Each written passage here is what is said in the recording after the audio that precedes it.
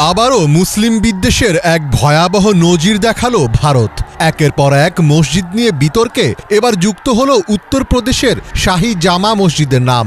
মুঘল আমলে নির্মিত এই ঐতিহাসিক মসজিদকে বাঁচাতে প্রাণ দিলেন ৩ মুসলিম যুবক। উগ্র হিন্দুত্ববাদীদের দাবি ছিল মসজিদটি যেখানে তৈরি করা হয়েছে সেখানে আগে একটি মন্দির ছিল। সত্যি সেখানে মন্দির আছে কিনা সেটি জানতে আদালতে পিটিশনও দায়ের করে তারা। এরপর আদালত মসজিদে জরিপ চালানোর নির্দেশ দিলে মাত্র ৩ ঘন্টার মধ্যেই সেখানে পৌঁছে যায় জরিপকারী দল। জরিপ দলের সদস্যরা জয় শ্রীরাম স্লোগান দিয়ে মসজিদের দিকে আগাতে থাকে। এ সময় স্থানীয় হিন্দুত্ববাদী অনেক লোক তাদের সাথে একই স্লোগানে আগাতে থাকে। স্থানীয় মুসল্লিরা মসজিদের বিরুদ্ধে ষড়যন্ত্রের অভিযোগে জরিপ কাজে বাধা দিলে শুরু হয় তুমুল সংঘর্ষ। বিক্ষোভকারীদের দমাতে সর্বোচ্চ শক্তি প্রয়োগ শুরু করে পুলিশ। এ সময় পুলিশ গুলি চালিয়ে নাইম, বিলাল এবং নোমান নামের ৩ মুসলিমকে হত্যা করে। পাশাপাশি নারীসহ আরও অন্তত ১৫ জনকে গ্রেফতার করে পুলিশ। তবে অবাক করা বিষয় হলো এত কিছুর মাঝেও জরিপ কাজ বন্ধ করা হয়নি। আদালতের নির্দেশ অনুযায়ী মসজিদটির বিভিন্ন জায়গার ছবি ও ভিডিও ধারণ করে নিয়ে যায় জরিপকারী দল।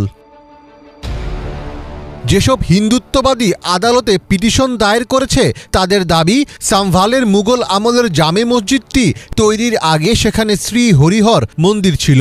দেবতা কল্কিকে উৎসর্গ করে এটি তৈরি করা হয়েছিল। কিন্তু জামে মসজিদ কর্তৃপক্ষ এখন জোরপূর্বক মন্দিরের জায়গাটি মসজিদ হিসেবে ব্যবহার করছে।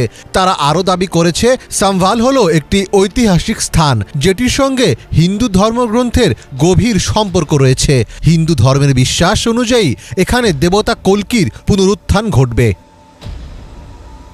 তবে সেখানকার স্থানীয় রাজনীতিবিদ এবং সমাজবাদী পার্টির এমপি জিয়াউর রহমান এ দাবি অসত্য বলে জানিয়েছেন। তিনি বলেছেন, এই জামে মসজিদটি অনেক পুরনো। এছাড়া ১৯৯১ সালে আদালতের একটি রায়ের কথাও উল্লেখ করেছেন তিনি, যে রায়ে বলা হয়েছিল ১৯৪৭ সালের আগে ধর্মীয় স্থাপনাগুলো যেমন ছিল তেমনই রাখতে হবে। এছাড়া সমাজবাদী পার্টির প্রধান অখিলেশ যাদব বিজেপির সমালোচনা করে বলেছেন, ক্ষমতাসীন দল, সরকার এবং প্রশাসন নির্বাচনী অনিয়ম থেকে নজর ঘোরাতে সহিংসতা চালিয়েছে।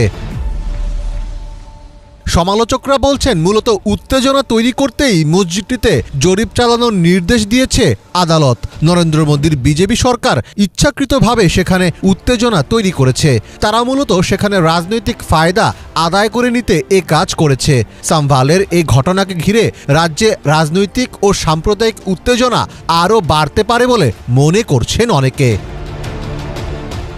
মীর ফজলে রাব্বি, বাংলা ভিশন।